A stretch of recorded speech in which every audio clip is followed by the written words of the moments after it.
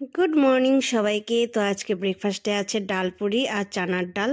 তো এটা খাওয়ার পরে তারপরে আর কি কাজ বাজ করে ঠাকুর টুকুর দিয়ে তারপরে চলে আসলাম রান্নাঘরে রান্না করতে। তো ভাত এদিকে বসিয়ে দিয়েছি আর চিকেনটা তো আমি আগেই বসিয়ে ফেলেছিলাম।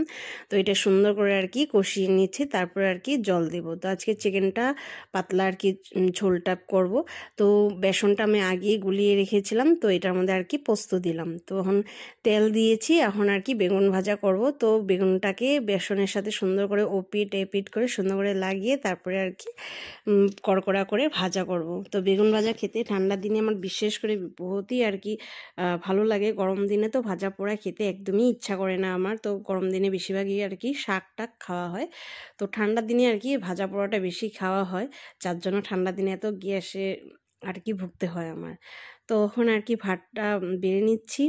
তো ভাত বেড়ে তারপরে যে গরম গরম দেখতে পাচ্ছো বেগুন ভাজা, ওফ দেখেই জিভে জল চলে আসছে। আর তার সাথে আছে হলো চিকেনের পাতলা ঝোল।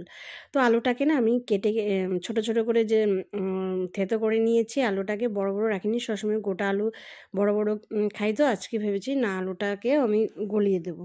তো তাই করলাম। তো ঝোলটা খেতে ভীষণই আর কি দারুণ লেগেছে। প্রথমে আর কি বেগুন দিয়ে এক বাইট খেয়ে নিলাম। ও কি দারুণ লাগছে না খেতে, আমি কি বলবো তোমাদের।